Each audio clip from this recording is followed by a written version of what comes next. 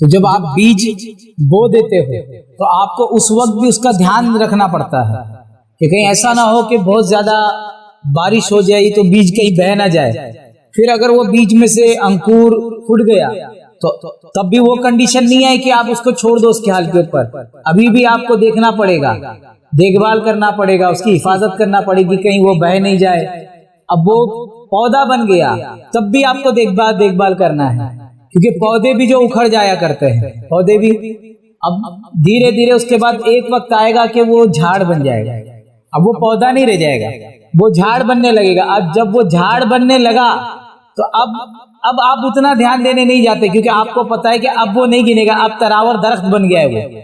अब उसको उसकी इतनी खास देखभाल की जरूरत नहीं है उसको, क्योंकि वो तनावर दरख्त बन गया है, तनावर दरख्त। अब उसकी इतनी देखभाल की जरूरत नहीं है। देखभाल की जरूरत तब थी जब वो बीज था, देखभाल की जरूरत तब थी जब उसमें से सिर्फ अंकुर फूटा था, देखभाल की जरूरत तब थी जब वो सिर्फ एक पौधा बना था। वो छोटा मोटा झाड़ था तो छोटे मोटा झाड़ जो है आंधी तूफान से जो है ना, या फिर किसी भी तरीके की जो भी नुकसान पहुंच सकते थे, आप उस वक्त ज्यादा ध्यान देना था आपको।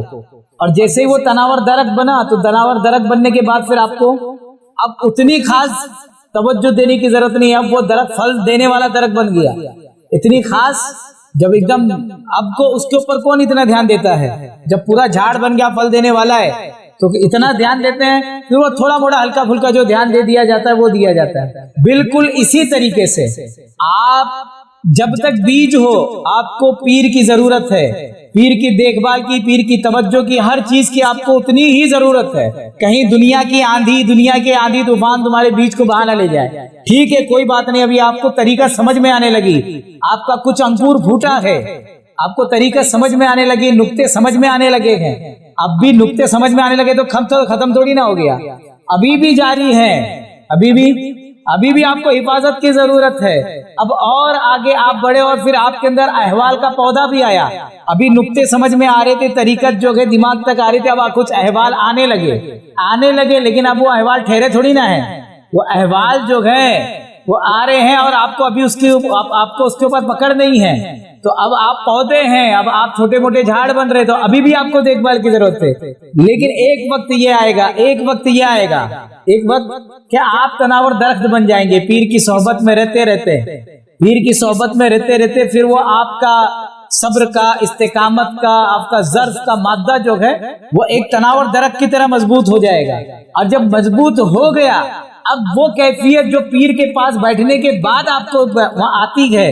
और अब आप अगर पीर को छोड़ करके जाते हो, पीर की महफिल की मजलिस से बाहर निकलते हो, तो आपकी कैफियत बदल जाती है। पीर के पास बैठो तो आपके दिल की हालत अलग है, आपके ख्यालात अलग चल रहे हैं, आपके जज्बात अलग चल रहे हैं, आपकी सारी एंजाइटी वगैरह सब कुछ बदल जा रही है। जैसे पीर के पास से आप दूर हटे तो वो जो ग्राफ नीचे आया था, जितने भी तुम्हारी बेचैनी का ग्राफ नीचे आया था, फिर वहां से जाने का धीरे धीरे ऊपर जाने लगता है वो ग्राफ। लेकिन जब आप जो पीर की तवज्जो में रहते एक वक्त ऐसा आता है कि आप तनावर दरख्त बन गए।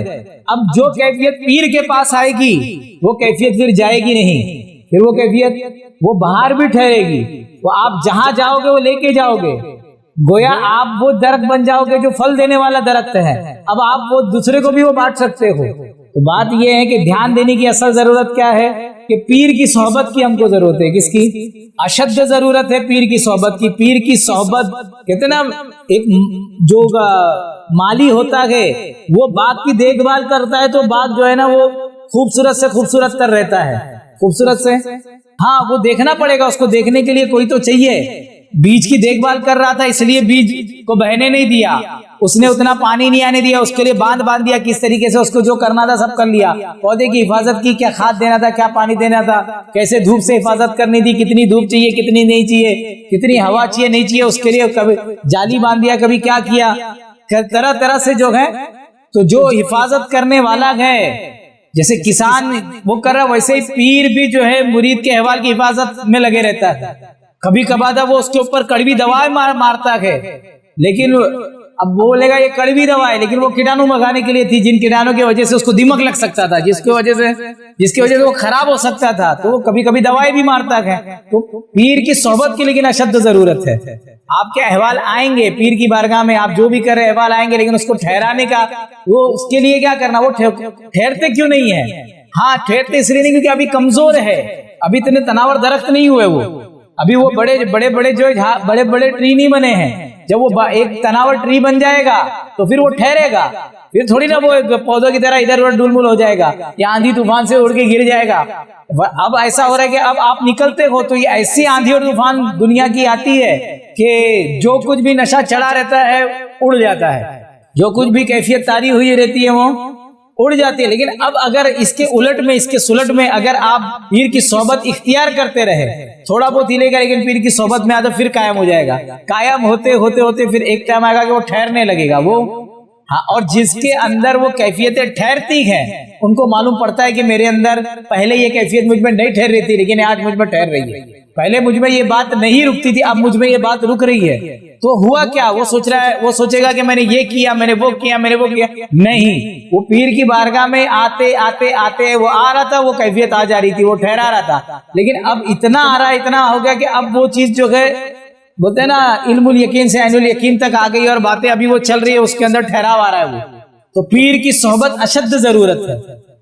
और अगर आपको आपके अंदर ठहवा, जो पीर की सोहबत क्या काम करती है, तो पीर की सोहबत आपके अंदर जो बातनी अहवाल आते हैं, वो बातनी अहवाल ठहराने के अंदर सबसे बड़ी मदद जो होती है वो पीर की सोहबत से मिलती है आपको। पीर की तवज्जो, पीर की सोहबत से वो आपको मदद मिलेगी और वो जो है तनावर दरक बनेगा।